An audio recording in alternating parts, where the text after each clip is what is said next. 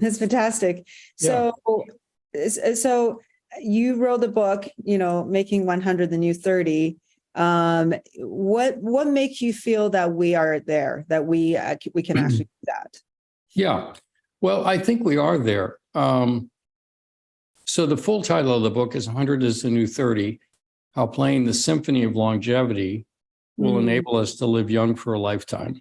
And the biggest problem that people have when it comes to longevity is that it's kind of an abstract term to begin with.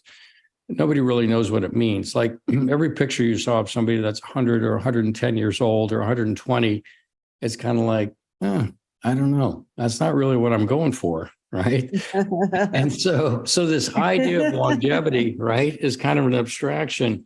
And yet we know what it is to be young, right? We all know what it is to be young. And what we value about ourselves is our youthfulness, right? How we look, how we feel, how we move, what our energy levels are, how we perform. Those are the things that we really value. And so it's like, okay, well, why don't we just live young for a lifetime?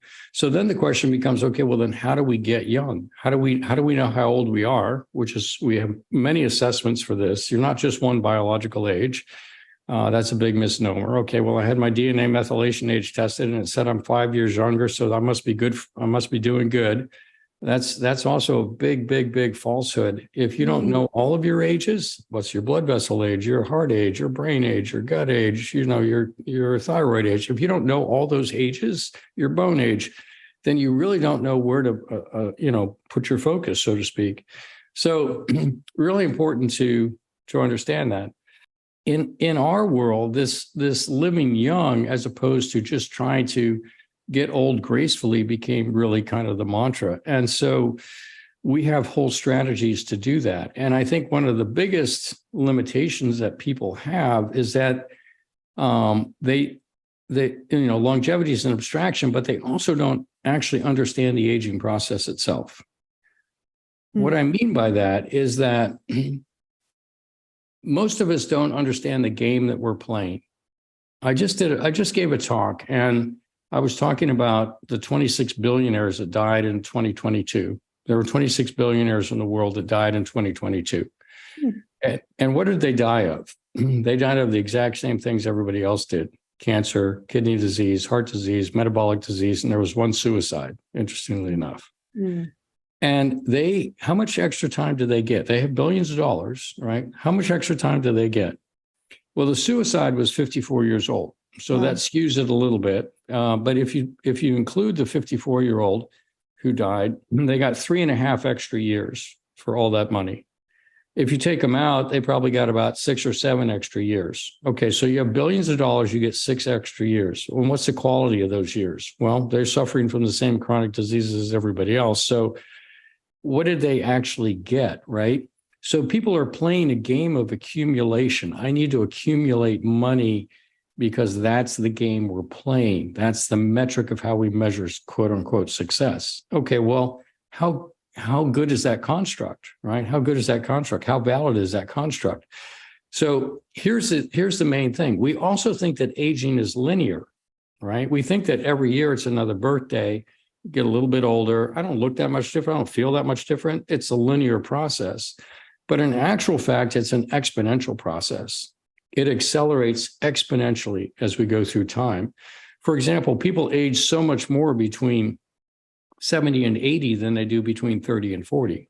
So much more.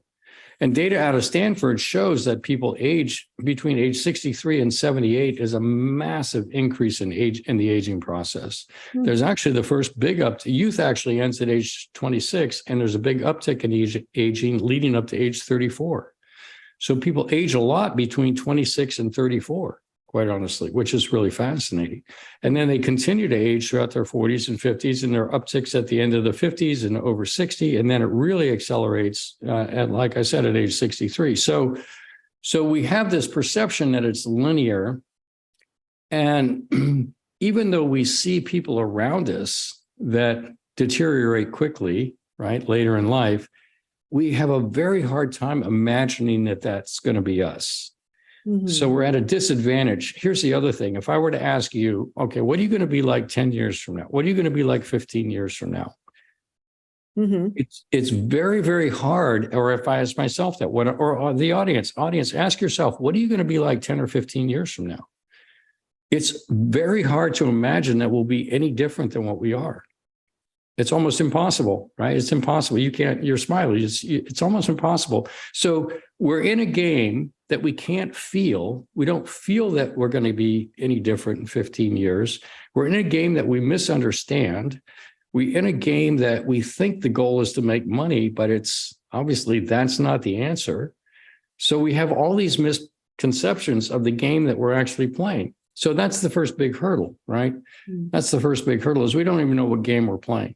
And so we end up with all of these linear strategies to an exponential problem. So a linear strategy would be, well, I'm going to get healthy. I'm going to eat better. I'm going to get an exercise. I'm going to get a whoop. I'm getting an Oura ring. I'm going to sleep better. I'm going to learn how to meditate, cut down my stress, decrease my alcohol, get working out. And that's going to be the answer. And those are all lovely. They're all great, but it's a linear response to an exponential problem. It only works for so long.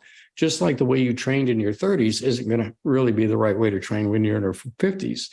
And so if you don't have an exponential strategy for an exponential problem, you're in trouble, right? So what we do at Gladden Longevity is to deconstruct the problem, deconstruct the exponential problem in massively deep ways, quite honestly, and then construct an exponential program for the individual to counterbalance where they are so they can get young, stay young, and live young for a lifetime. So that's the idea.